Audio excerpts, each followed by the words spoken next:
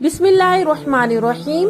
एक बाप अपने छोटे बच्चों से कहा करता था, जब तुम 12 साल के हो जाओगे तो मैं तुम्हें एक खुफिया बात जिंदगी के बारे में बताऊंगा।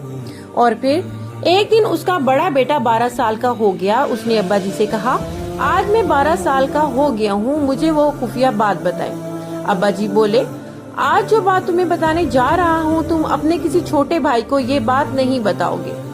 खुफिया बात ये है कि गाय दूध नहीं देती बेटा। बेटा हैरान होकर बोला, आप क्या कह रहे हैं, गाय दूध नहीं देती? अब्बा जी बोले, बेटा गाय दूध नहीं देती, दूध गाय से निकालना पड़ता है।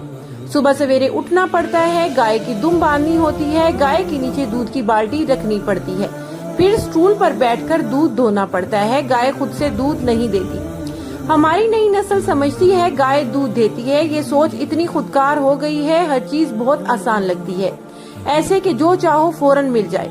मगर जिंदगी सिर्फ सोचने और फौरन हासिल करने का नाम नहीं, इसके लिए मेहनत की जरूरत होती है। खुशियाँ मुस्तकिल कोशिशों का नतीजा होती हैं। अगर कोशिश ना की जाए तो वो ज़हनी दबाव और फ्रस्ट्रेशन में इजाफा करती हैं।